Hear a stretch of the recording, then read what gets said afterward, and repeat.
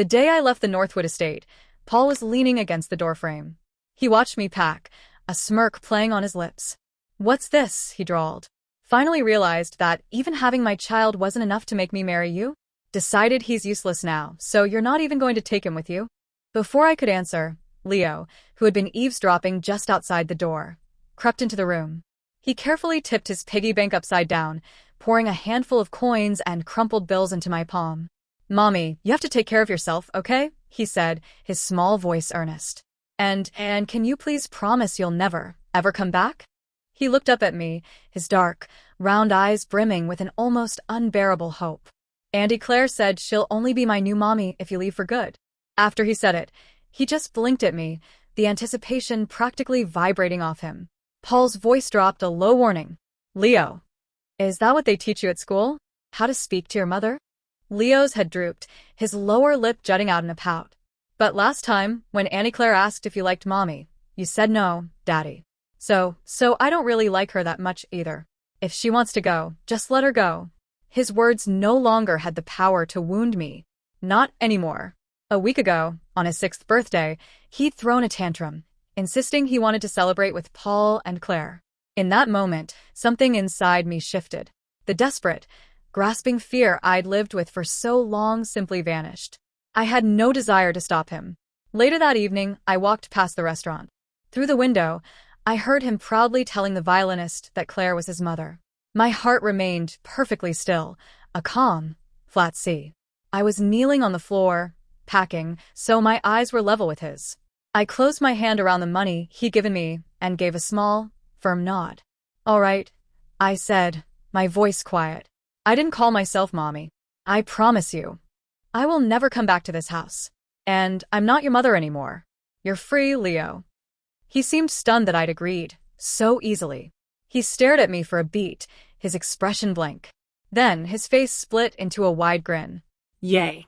Auntie Claire's going to be my mommy."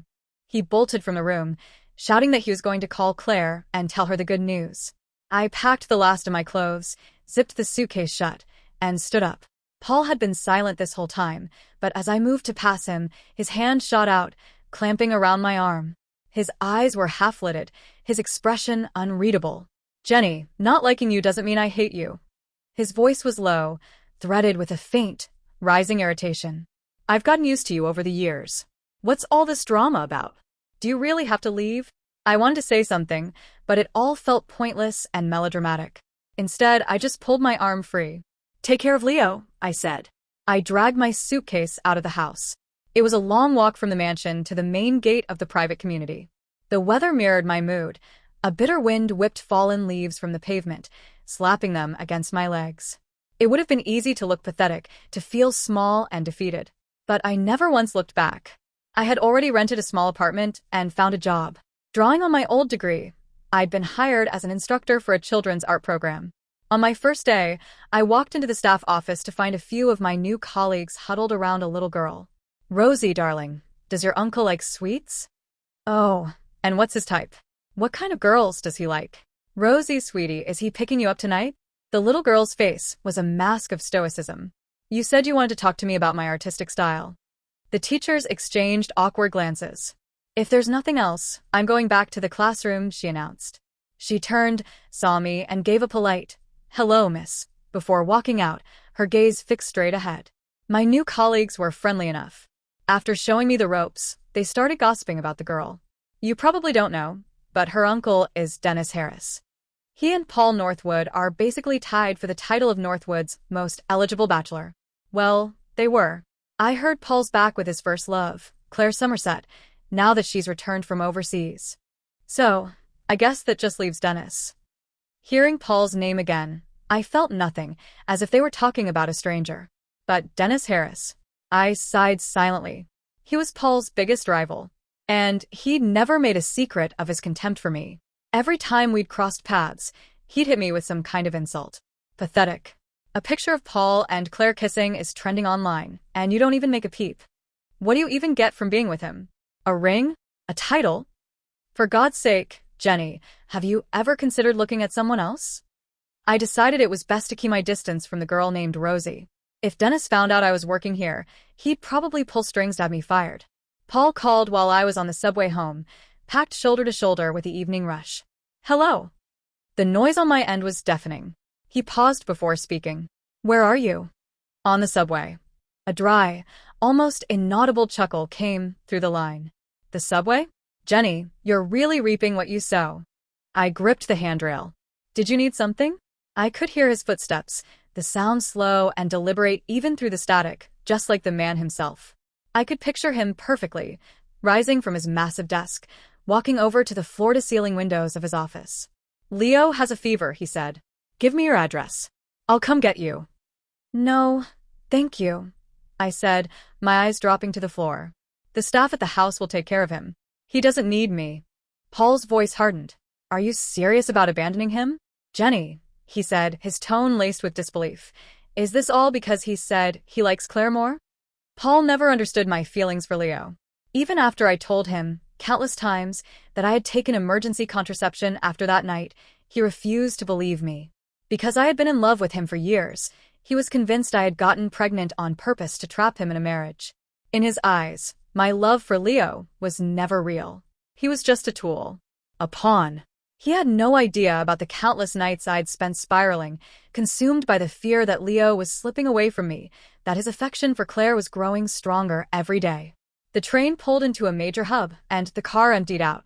It's not that, Paul, I said, finally finding a seat, the ache in my legs easing. My voice was soft. It's because he really does like her more. And I'm done trying to force it. I'm done twisting myself into knots trying to win his affection. He was about to say something else, but then a small voice from his end confirmed everything I'd just said. Daddy, my fever's gone. Leo chirped. Does that mean I can go play with Annie Claire tomorrow? I heard Paul swallow hard. Jenny, listen to me. I ended the call. I got off at the next stop, determined to scrub the entire conversation from my mind. Hearing his mother's name, Leo paused. He stopped pestering his father about Claire and tugged on Paul's trousers instead. Daddy, was that Mommy on the phone? Paul gave a slight nod. Oh, did you tell her I was sick? Is she coming home to see me? Paul looked into his son's bright, round eyes and, after a moment's hesitation, murmured, yes. Leo had known it all along. He knew Jenny would worry and come rushing back. I'll go put on a mask so I don't get Mommy sick, he said, already turning. I can play with Auntie Claire some other time. A week had passed. The idea of seeing his mother didn't feel so bad anymore. Paul's lips thinned. Mommy's working late, he said. I told her not to come back. Leo, a fever patch still stuck to his forehead, just blinked. Oh. Well, I guess we can go see Annie Claire then. He didn't seem particularly disappointed. Mommy would definitely come back to see him.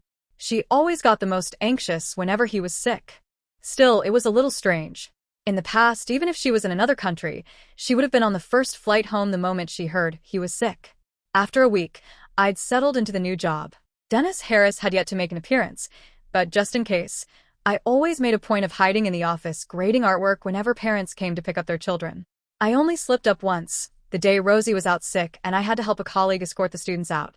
I always tried to treat every child the same, but somehow she had noticed. That day, Rosie was in a visibly low mood. During the break, I saw her in the hallway, her chin propped in her hands as she stared out the window. A few boys, chasing each other, accidentally knocked her over. They didn't even stop to apologize. I rushed over and knelt in front of her. Rosie, are you okay? Did you get hurt? Let me see. She clutched her knee, turning her head away. Don't bother. I'll ask another teacher for a Band-Aid. I paused, then said gently, Miss Jenny has some too. I don't want yours. The back of her head was perfectly round, radiating a stubborn defiance. I know you don't like me. You don't have to pretend. I was taken aback. I don't dislike you at all, Rosie. You're polite, well-behaved, and you're a very talented artist. Why would I dislike you? Rosie shot a quick glance at me before turning away again, huffing under her breath. The other day, Miss Lewis asked you to walk me out, but when you heard it was me, you said no. And a few days ago, at lunch, I didn't want to eat with the other teachers, so I brought my bowl over to your table, but you just scarfed down your food and ran away. As she recounted the scene, she seemed to get angry all over again, her cheeks puffing out. She turned back to glare at me. No one has ever disliked me this much. If you don't like me, then I don't like you either. I felt a flush of embarrassment. I thought I'd been so subtle in the cafeteria that day. Rosie had sat down across from me with her bowl, muttering, "They're too loud. All they do is ask about my uncle." I had shifted my tray to make room for her, but less than a minute later, her smartwatch phone rang. It was Dennis. I'd panicked, shoveled the rest of my food into my mouth, and fled. There was no way to explain it. I could only look at her earnestly and say, enunciating each word, "Then I was wrong. From now on, I'll wait for you at lunch and I'll walk you out after class. But I promise, I really don't dislike you, Rosie." She turned her face halfway towards me. Her profile was chubby and cute, a bit like a cartoon character. "Really?" she asked, her tone fit for a princess. "Really," I promised. She held out her arms to me, her expression still stern. "Then you have to carry me. My leg hurts." The scrape on her knee was now visible. I lifted her into my arms and carried her to the office to clean and bandage the wound. After that, we went back to the classroom, where I made the boys who had knocked her down apologize. As she looked up at me, a tiny smile played on her lips. It was a signal. We had a truce. During my lunch break, I reviewed Rosie's file again. My eyes froze on her date of birth. Today was her birthday. That probably explained her mood. I remembered the little bunny pattern on her pencil case and the rabbit keychain on her backpack. Before class ended, I furiously knitted a miniature lop-eared rabbit doll, complete with a tiny dress that matched the one Rosie was wearing. She finished her in-class assignment 10 minutes before everyone else. I called her out into the hallway and presented her with a gift. "Happy birthday, Rosie." She stared at it for a second. "Is this bunny supposed to be me?" I smiled and nodded. "Just as cute as you are." "Thank you, Miss Jenny. I love it." She accepted it with a practiced poise, her face not betraying much emotion. "You're welcome. You can go back inside now." She took 2 steps, then turned back. "Kneel down," she instructed, beckoning me with a little finger. I did as she asked. "What is it? Is there something else you wanted to tell me?" The next second, her soft lips pressed against my cheek. "This is the first birthday present I got today," she whispered, her eyes shining. "And it's my favorite." She snuggled against me. "Miss Jenny, do you think my uncle is handsome? I can give you his number. As a thank you for the bunny." The warmth blooming in my chest instantly turned to ice. "No, thank you." When I learned that Dennis wouldn't be the one picking her up tonight, I agreed to walk Rosie out. But as we reached the entrance, my heart stopped. Leaning against a black Maybach was Dennis Harris himself. "Uncle, why are you here to get me today?" Rosie chirped. His gaze slid slowly from my face to his niece. "To take you out for your birthday, you little rascal." "Yay," she cheered, bouncing on her toes. I forced myself to speak. "Mr. Harris, hello, Well, this is a surprise," he cut me off, a lazy smile on his face. "I didn't think Paul Northwood would let his woman work a job like this." To prevent any future misunderstandings should he run into Paul, I clarified immediately. "I've left the Northwood estate. This job has nothing to do with Mr. Northwood." Dennis's eyes narrowed slightly. "Because of Claire Somerset? Did they do something to you?"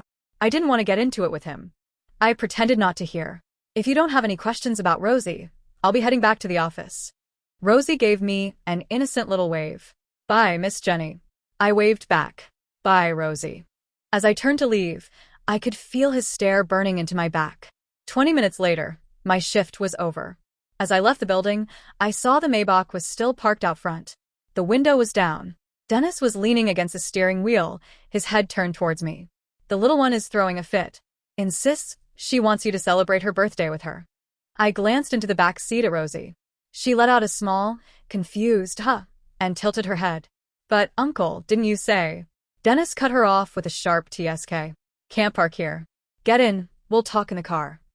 Fearing my hesitation would get him a ticket, I quickly got in. It was only after I saw the smirk on his face in the rearview mirror that I realized my mistake. The car had been parked there for a long time. If he was going to get a ticket, it would have happened by now. I was trying to find the right moment to ask him to just drop me off at the next corner, but then Rosie wrapped her arm around mine and snuggled close. "It's not just me and Uncle for my birthday this year," she sighed happily. The words caught in my throat. I couldn't say it. Throughout the entire dinner, Rosie was all smiles, a complete turnaround from her morning mood. All the excitement must have worn her out, because on the way home, she fell asleep leaning against me. The man's eyes met mine in the rearview mirror. Her parents are always working at their company overseas, he said, his voice low. They don't have much of a relationship with her. They're not willing to waste the time to come back and see her. They didn't even remember it was her birthday. For a rare moment, Dennis's usual cocky demeanor was gone. Jenny, thank you for the gift and for spending her birthday with her. The little girl was fast asleep, letting out tiny, soft snores. I reached out and gently brushed her cheek. I adore Rosie, I said softly. I had a wonderful time with her. The car moved smoothly through the city streets. The rest of the ride was quiet, the only sound the gentle hum of the tires on the asphalt. I stared out the window, watching the neon lights blur past. Life felt so bizarrely theatrical. I had poured all my love into Leo for 6 years, and he wouldn't even let me be there for one of his birthdays. Yet this little girl, whom I'd known for only a month, clutched the gift I'd made her and called it her favorite. The car slowed, pulling me from my thoughts. Dennis had stopped in front of my apartment building. I gently shifted Rosie off my shoulder and said my goodbyes as I got out. But Dennis got out too, calling my name from behind me. Jenny. I turned. Is there something else? His dark eyes were deep, reflecting nothing. Stop loving Paul Northwood, he said, his voice flat. He's not good to you. I just stood there stunned. I never expected him to say something like that. By the time I snapped out of it, his car was already pulling away, its taillights shrinking in the distance. And it dawned on me, a beat too late, Dennis Harris didn't hate me anymore. After that, Dennis started picking Rosie up almost every day. When the other teachers noticed, they practically fought over the chance to be the one to escort the students out. So I stayed in the office grading artwork. One evening after work, the familiar Maybach was parked out front again. I glanced inside. Rosie wasn't there. He must have dropped her off and come back. He got out, slamming the car door, and stared at me, his lips pressed into a thin line. Do you hate me that much? You can't even stand the sight of me. I wasn't sure, but it almost looked like the nearly 6'2" man standing in front of me was pouting. I let out a slow, confused, "Huh? You've been avoiding coming out these past few days because I'm the one picking up Rosie, haven't you?" I shook my head and explained. It just hasn't been my turn to escort the students out. Dennis scoffed as if to say, yeah, right. But then his expression shifted to a cool mask. I've been waiting for you for so long I haven't eaten. I'm starving. I stared at him, bewildered. Why were you waiting for me? None of your business, he snapped, suddenly defensive. I felt like it. His sheer, unapologetic confidence somehow made me feel like I was the one at fault. I hesitated, then asked, well, do you want me to buy you dinner? In one fluid motion, Dennis turned and opened the passenger door for me. Get in. Our reservation is in half an hour. We'll be right on time. Me. The car pulled up in front of the restaurant. I was just about to open my door when I saw Leo. On either side of him were Paul and Claire. Leo was talking to another little girl his age. Leo, is that your mommy? The girl asked. Wow. She's pretty, like a movie star. Leo's lips trembled, as if he wasn't sure what to say. The girl tilted her head, confused.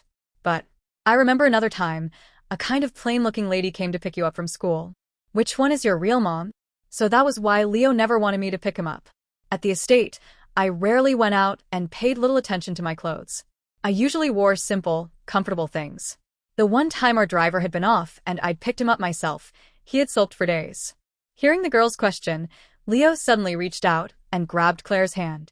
Of course, this is my mommy. The other one was our nanny. Leo's words hung in the air, light and innocent, yet sharper than any blade. I felt a faint sting where a small hand had tugged Claire closer, as if my presence had been erased in an instant. I managed a polite nod and a smile, forcing myself not to linger on the sudden emptiness that had crept in.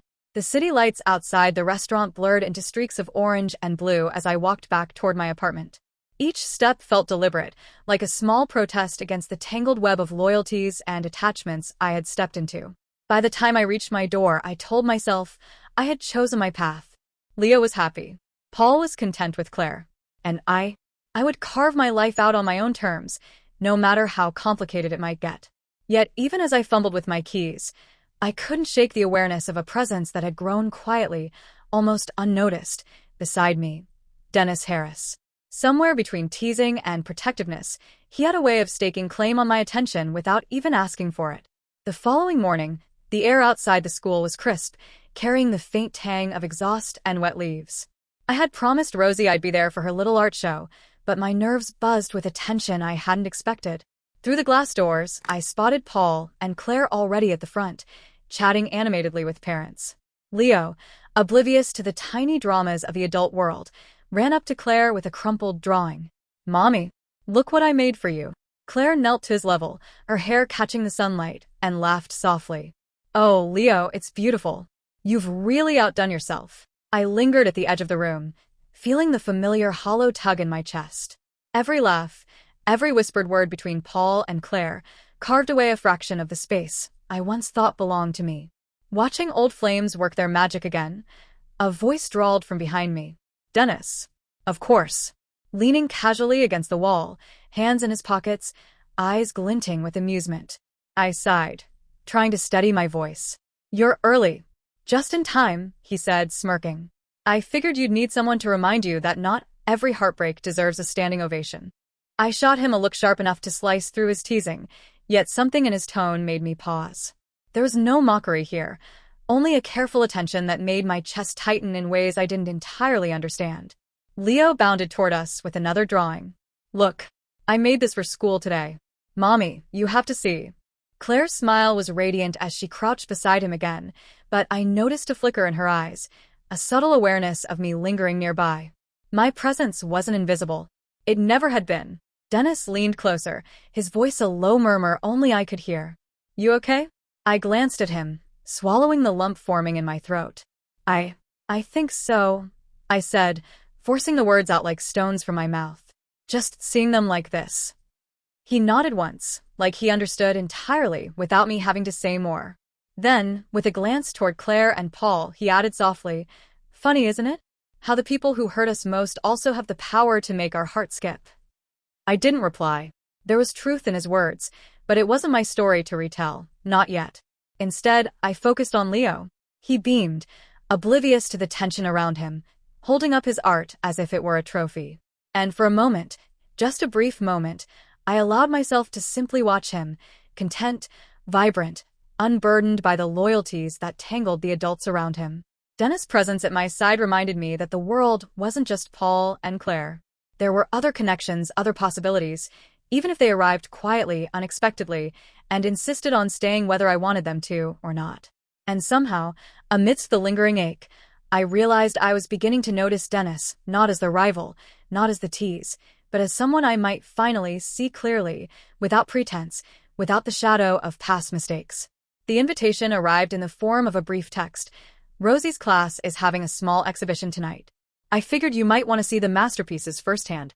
Dinner afterward, if you're free." I stared at my phone, brow furrowed. Dennis Harris never sent polite invitations unless there was some ulterior motive, though, admittedly, I wasn't sure what it would be this time. When I arrived at the gallery, the smell of fresh paint and varnish filled the air. Small easels lined the room, each holding a child's attempt at abstract expression or careful landscapes. The colors were chaotic, sometimes clashing, but there was an innocence to every brushstroke that made me smile. "Miss Jenny." Rosie ran up to me, cheeks flushed with excitement. "You made it! Look at mine, look at mine." I crouched to her level, scanning the bright, messy lines of her painting. "Rosie, this is wonderful. You've captured so much movement, it's like your energy is flowing right off the canvas." Dennis appeared then, leaning casually against the doorframe, arms crossed. "She's proud, isn't she?" His voice had the usual teasing edge, but there was something gentler beneath it today. "She is," I admitted, meeting his eyes. There was no smirk this time, no challenge. Only an easy, quiet attention that I couldn't ignore. He gestured toward Rosie's painting. "You've got a good eye, Jenny.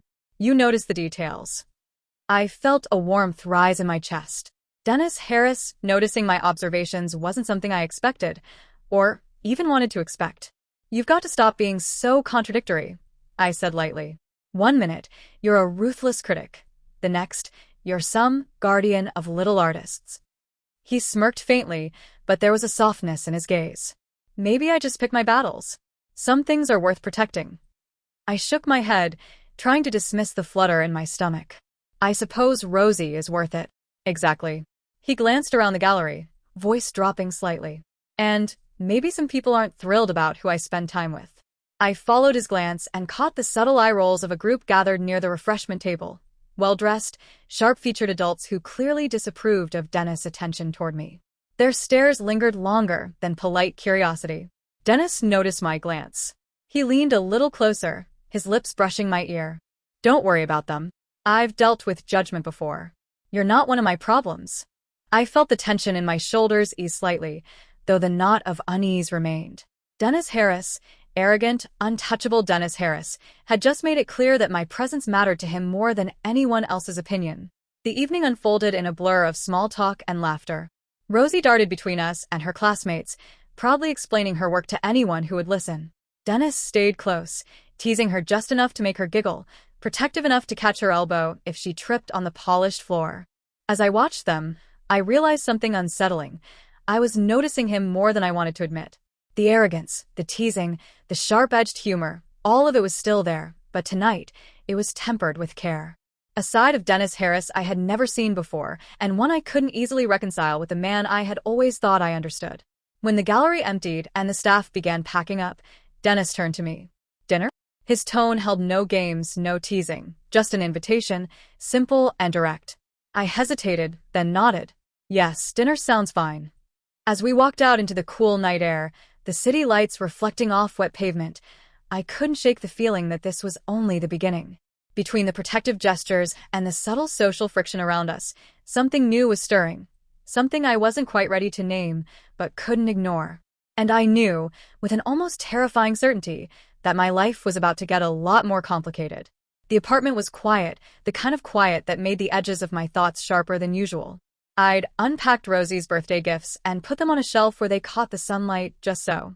That's when I noticed a small, worn envelope shoved behind a stack of old papers. I didn't remember putting it there.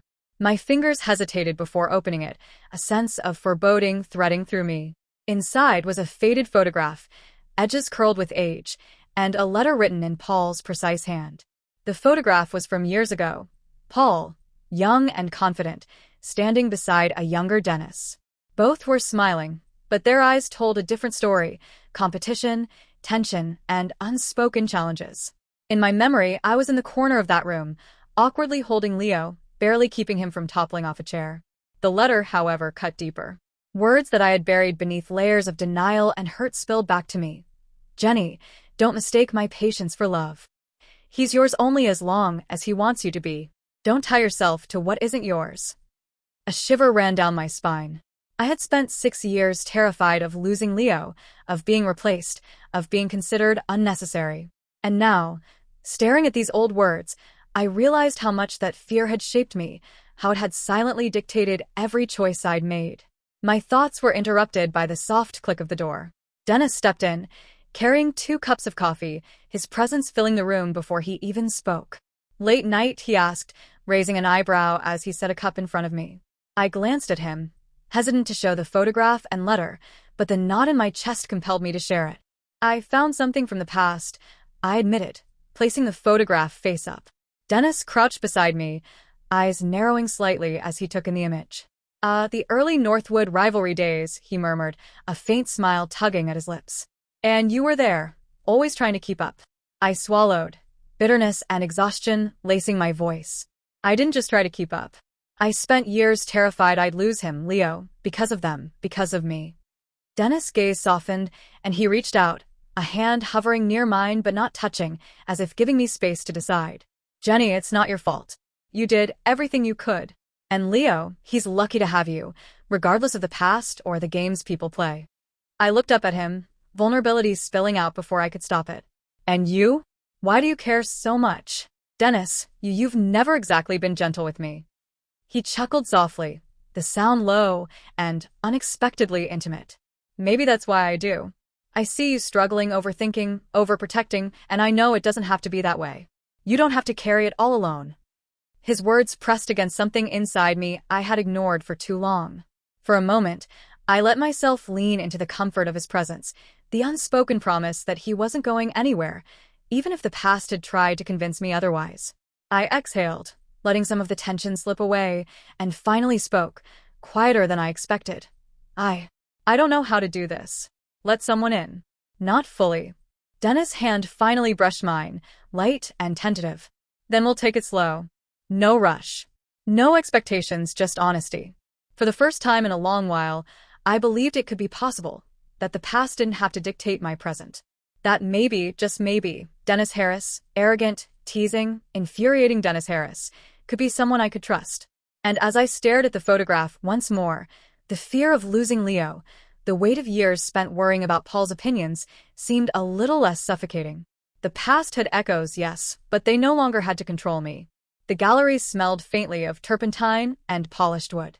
Evening light streamed through the tall windows, illuminating rows of contemporary pieces that looked more like emotional confessions than art. I wasn't here to critique. I was here because Rosie's school had a few pieces on display, and I wanted to see her confidence in motion. I barely had time to spot her smiling proudly beside her colorful abstraction before I froze. Across the room, Paul was standing near a large canvas, his hand brushing against Claire's arm. He looked the same, confident, untouchable, but the tension between them felt different tonight, as if they were performing for an audience only they knew existed. Claire laughed at something he said, turning her head just enough to catch my gaze. Her eyes flickered, and I could tell she noticed me watching, though she made no move to approach. The acknowledgement was enough to send a small, familiar pang of irritation through me. I didn't give in. I reminded myself. I wasn't here for him. I wasn't here for Claire. I was here for Rosie, and for the tiny, stubborn part of myself that refused to bow to Northwood theatrics ever again. A familiar voice interrupted my thoughts. Fancy seeing you here. Dennis. He appeared beside me as if materializing from the shadows, casual in his tailored jacket, but with that watchful edge I had come to recognize. Enjoying the art? He asked, his tone light but his eyes scanning the room for potential hazards, social, emotional, or otherwise. I managed a small smile, trying not to get caught in someone else's drama. He smirked, his gaze landing on Paul. Too late for that, I'm afraid. Paul had noticed Dennis too, of course. I could see it in the subtle tightening of his jaw, the way his eyes flicked between Dennis and me.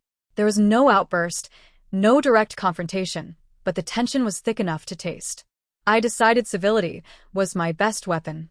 Paul, I said, voice steady, eyes cool. I didn't expect to see you here. He inclined his head, polite but distant.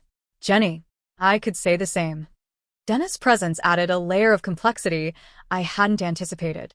He stepped slightly closer, a silent protective shadow, as if signaling, without saying it, that I wasn't alone.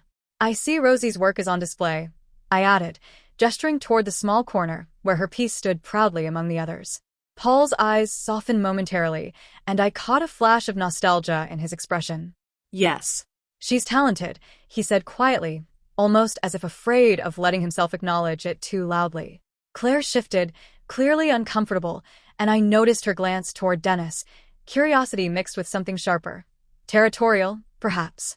It made me wonder if this delicate triangle of power and attention was visible to everyone but me.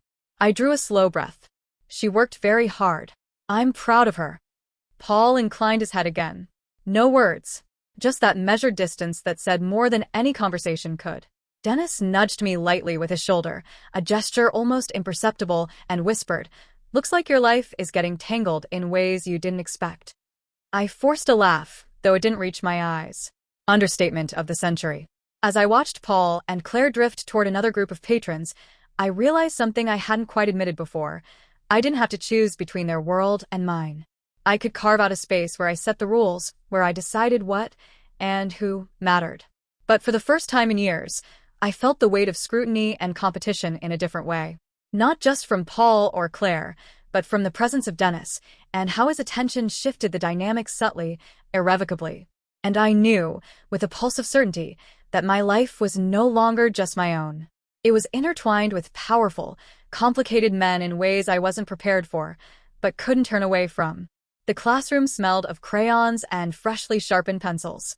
The hum of children packing up their belongings echoed around us, but Rosie stayed behind, fidgeting with the straps of her backpack. "Miss Jenny, can I tell you something?" Her voice was low, almost hesitant. I nodded, crouching to her level. "Of course, Rosie. You can tell me anything." Her fingers twisted nervously, and I felt the familiar tug of empathy tighten around my chest. "It's about my parents. They don't really notice me. At least, not the way other parents do. My birthday or school stuff, they're always busy. I swallowed hard, the familiar ache surfacing again.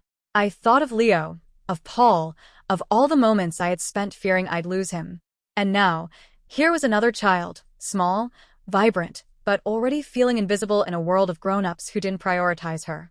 "I'm sorry, Rosie," I said softly, brushing a stray strand of hair from her face. "That must feel really lonely." She nodded, biting her lip. "Sometimes I think it's my fault. Maybe I'm not fun enough or good enough." My chest tightened. "Rosie, it's never your fault. Sometimes adults, they just get caught up in their own lives. But you matter, and you're worth noticing." Her eyes brightened slightly, a flicker of relief passing across her face. "Really? Really?" I whispered, a warmth spreading through me that I hadn't expected. Protectiveness rose inside me, a quiet, stubborn resolve. She deserved attention, care, and someone who didn't flinch from it. From the doorway, Dennis' voice broke the moment. "Jenny." I turned to see him standing there, leaning casually against the frame, but his eyes were sharp, assessing. He noticed Rosie's small smile and the way she clung to my words. "You're good with her," he said quietly, almost a statement, almost a warning. "But remember the boundaries you set. Not everyone in your life deserves the space you give freely." I met his gaze, the unspoken weight of his concern pressing gently but firmly against me. "I know," I replied. "I'm just protective. That's all." Dennis nodded, stepping closer, but giving Rosie enough room. "Just be careful. Protecting hearts isn't a crime, but it can get complicated when others start noticing." I frowned slightly. "Others?" He glanced toward the window, where a woman in a perfectly tailored coat lingered outside the classroom, scanning the building with an almost predatory curiosity. Her eyes were fixed, calculating, and I realized instantly she was someone from Dennis' world. Someone who had noticed my sudden presence and wasn't pleased. Dennis followed my gaze. "Exactly. Some people have opinions about who belongs in certain circles. Ignore them for now, but stay aware. They test boundaries in ways that can be inconvenient." Rosie tugged at my sleeve, oblivious to the silent tension. "Miss Jenny, you're not going to leave me, are you?" I knelt down, brushing her hair back again. "I'm not going anywhere, Rosie. You have me. Always." Dennis lingered at the doorway, his gaze never leaving us, protective but respectful. I realized then that the small, fragile world I was building around Rosie, and, quietly, around myself, was already being tested. Outside forces, old rivalries, and the subtle judgments of those who didn't understand me were circling like shadows. But for the first time in a long while, I felt ready. Ready to stand firm, to protect what mattered, and to navigate the tangled web of powerful men, wary socialites, and small, vulnerable hearts that were starting to matter more than I had anticipated. And as I held Rosie's hand and watched her grin at the thought of tomorrow, I knew one thing for certain. No one, not even the forces conspiring around us, would make me abandon her. The gala hall glittered with chandeliers, the polished floors reflecting 1,000 twinkling lights. The scent of roses and champagne filled the air, a heady mixture that made the city's elite look even more dazzling and more dangerous. I smoothed my dress for the third time, glancing at Rosie, who had reluctantly agreed to accompany me. She held my hand tightly, her small fingers curled around mine, eyes wide at the grandiosity around us. "Stay close," I whispered. "And don't speak unless you have to." She nodded, the seriousness in her expression at odds with her usual energy. I could see her understanding that this was a game of appearances, one I wasn't entirely comfortable playing. Across the room, I spotted Paul first. He was leaning casually against a marble column, Claire beside him, her laughter clear and easy. But something in Paul's posture, tense shoulders, eyes darting, betrayed an irritation I didn't need to interpret to understand. Dennis stood nearby, a dark figure in a tailored suit, scanning the room as if calculating every potential threat. The tension between the three of them was subtle, layered. Every glance, every smile, every small tilt of the head carried meaning. And I was smack in the middle, aware of my own heartbeat, aware that my presence alone could shift the balance. We moved through the crowd, exchanging polite nods and murmured greetings, while I kept Rosie close. A motherly instinct flared sharply within me, heightened by the knowledge that some of these people would judge, analyze, and perhaps attempt to manipulate her through me. Dennis sidled next to me as we approached the refreshment table. You're handling this better than I expected, he murmured, voice low and steady. I'm just pretending to be civil, I said, forcing a smile. It's a talent I didn't realize I had until now. He chuckled softly. Pretending, yes. But you're also watching. You notice the details, the shifts, the unspoken rules. That's why I'll look out for you and Rosie. I glanced at him, a mixture of gratitude and curiosity threading my gaze. Dennis, why do you care so much?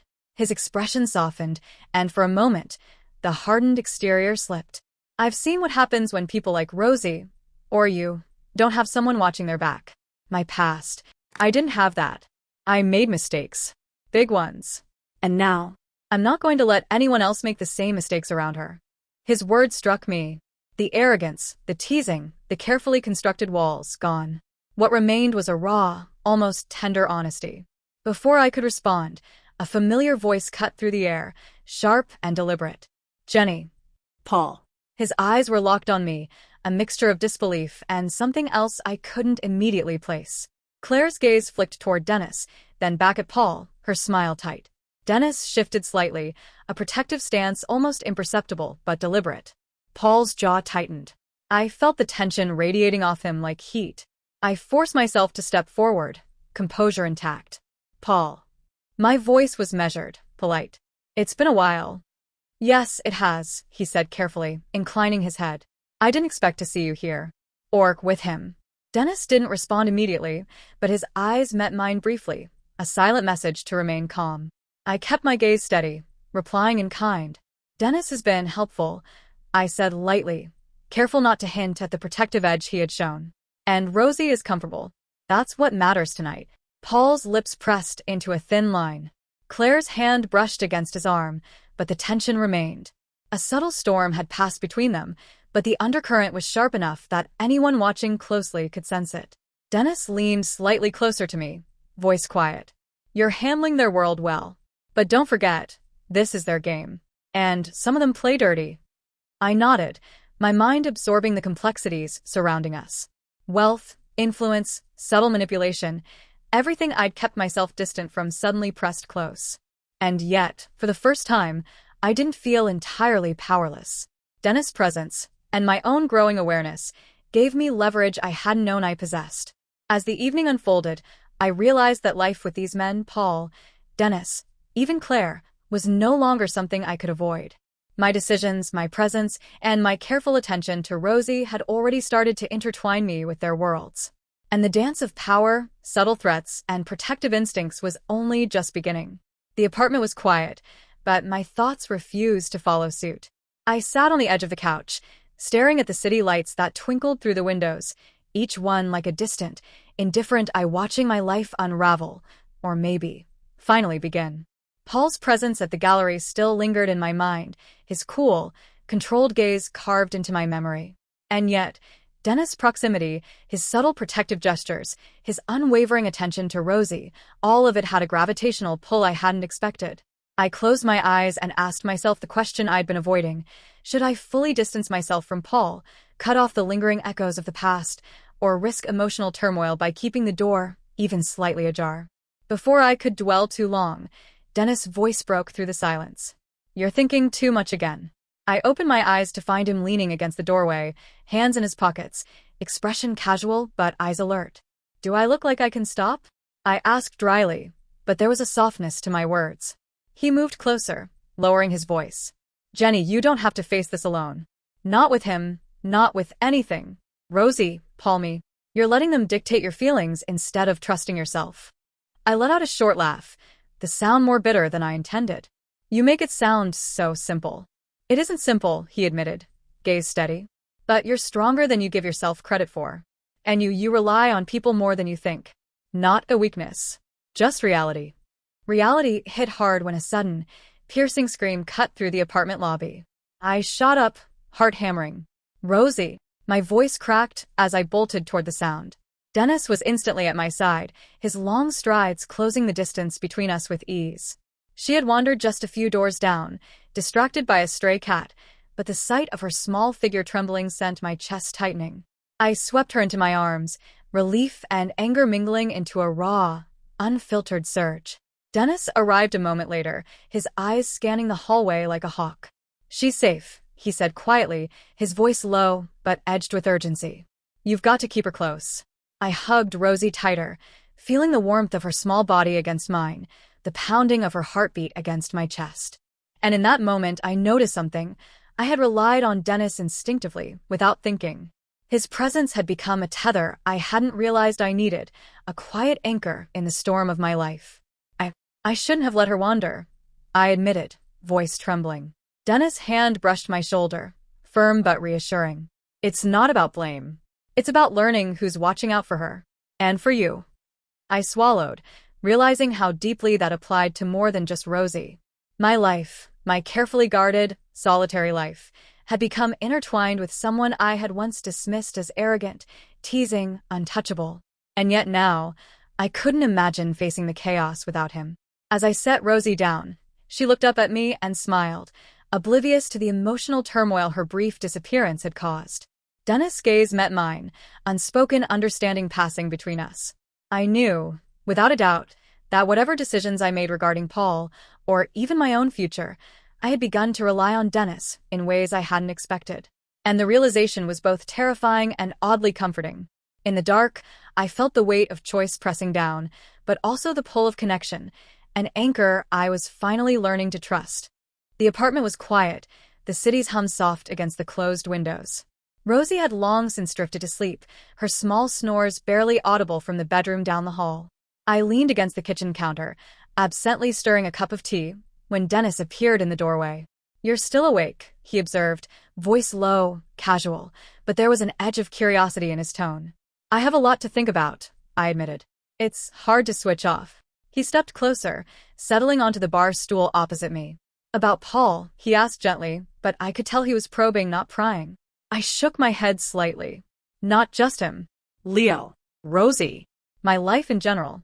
The choices I've made, the ones I haven't made yet." Dennis leaned back, crossing one arm over his chest. "I get that. It's like standing on a cliff, isn't it? Afraid to move forward, afraid to fall backward." I looked at him, surprised by the accuracy in his words. "Exactly. "But how do you choose?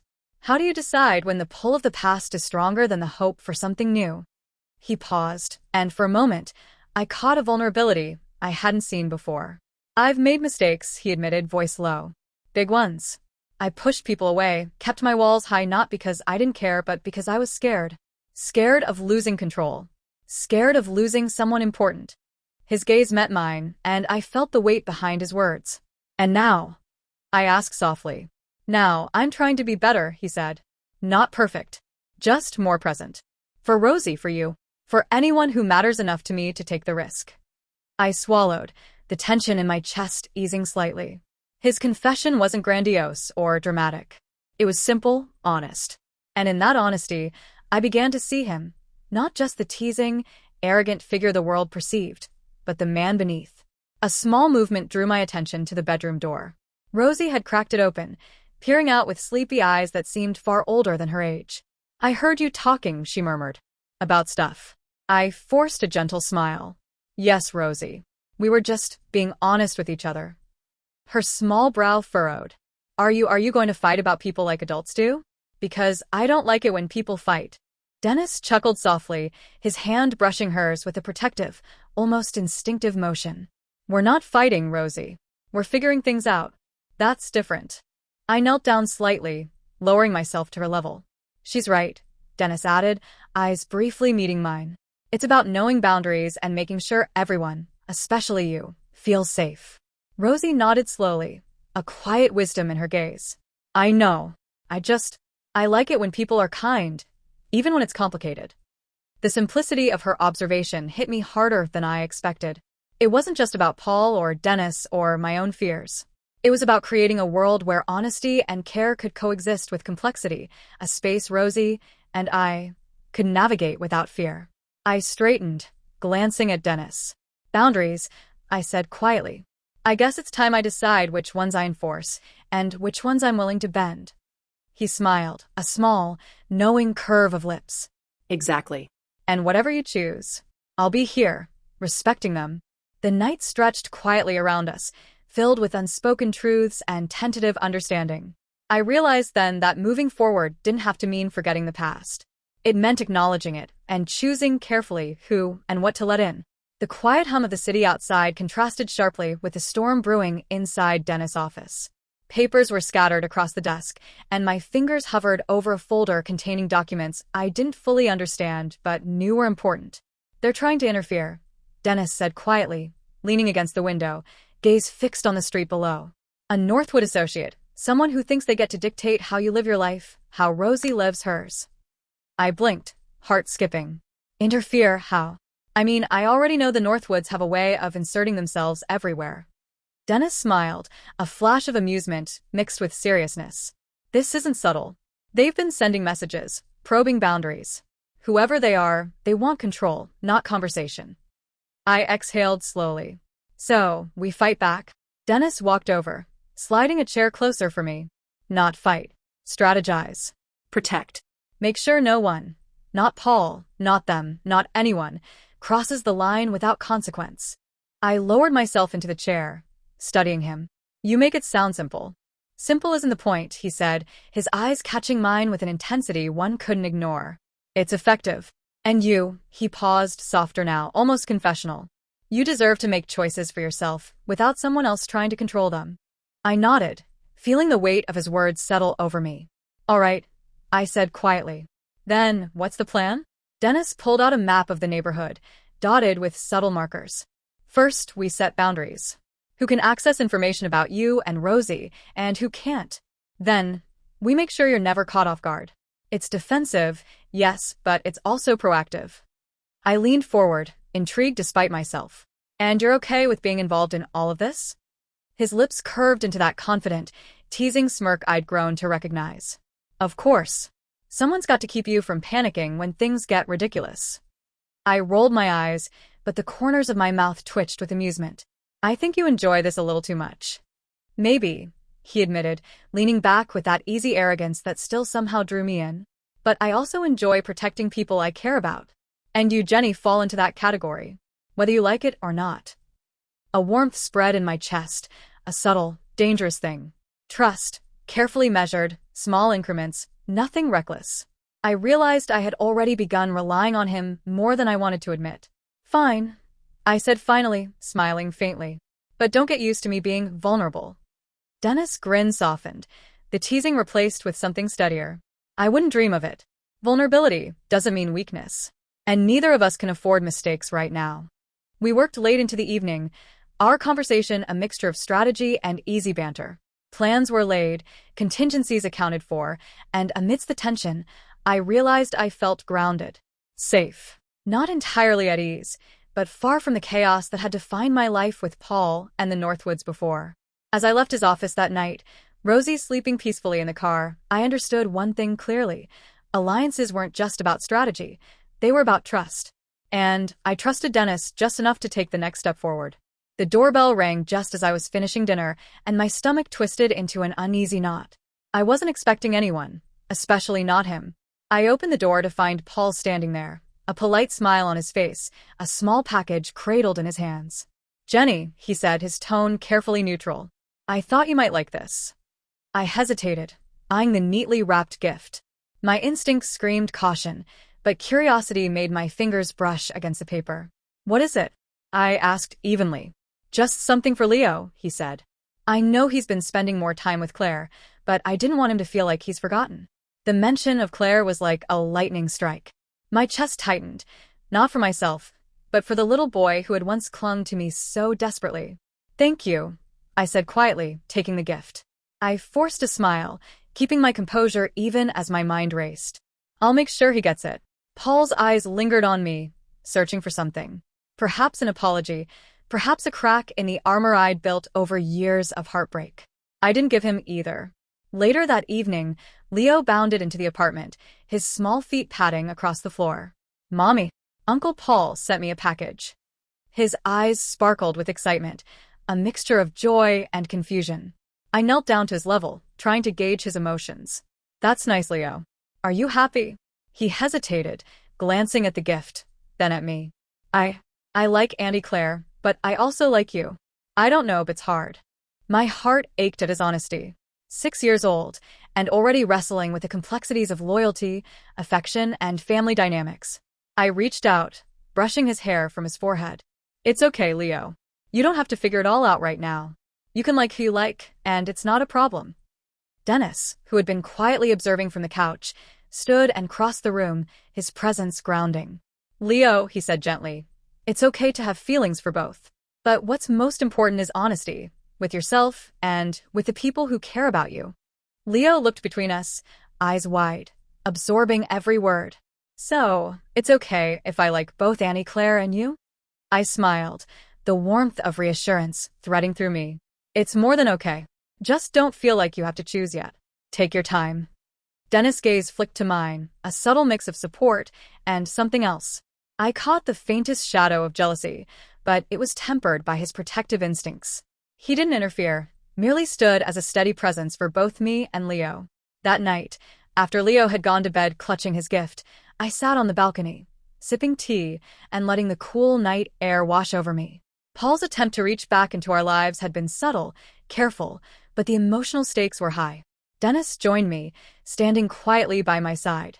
You handled that well, he said, voice low, almost intimate. I had to, I replied.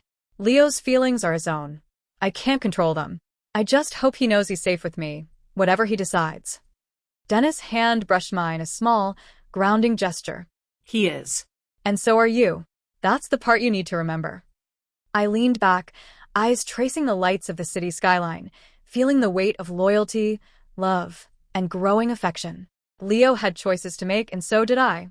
But tonight, I realized I didn't have to make them alone. The office was quiet for once, the hum of computers and chatter of colleagues replaced by the soft rhythm of a late afternoon. I leaned back in my chair, staring at the sketchpad before me, where Rosie's drawings had taken over the page. Her little hands had filled it with color and life, shapes that made no logical sense but somehow captured emotion perfectly.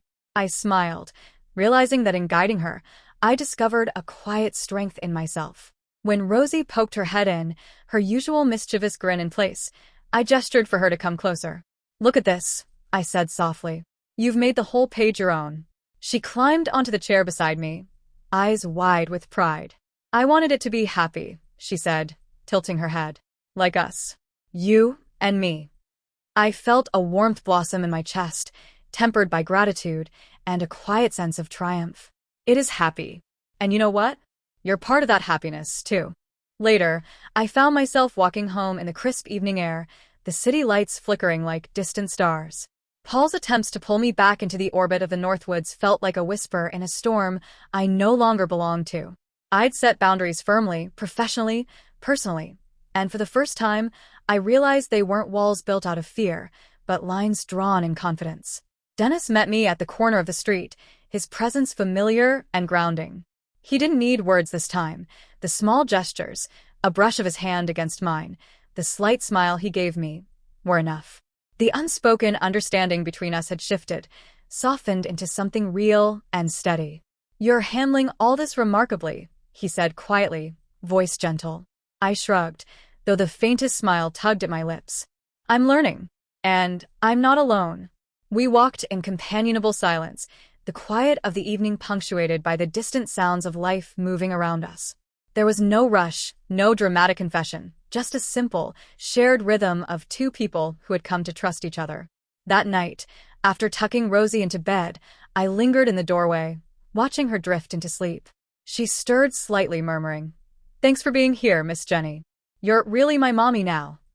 A quiet ache settled in my chest, not of loss, but of fulfillment. I had chosen this life, this role, not dictated by Paul or the Northwoods, but shaped by my own hands. Sitting by the window later, I watched the city breathe beneath me. My life was no longer a reaction to past heartbreaks or obligations I hadn't chosen. I was defined by the choices I made now, the small victories that had built a life I could finally call my own. Dennis' quiet presence beside me was the last reassurance I needed. There was no grand gesture, no declaration, just a subtle acknowledgement that the past no longer held sway, and the future, uncertain as it was, belonged entirely to us. And in that stillness, I realized a simple truth. Victory didn't have to roar. Sometimes, it simply settled quietly in the heart, and that was enough.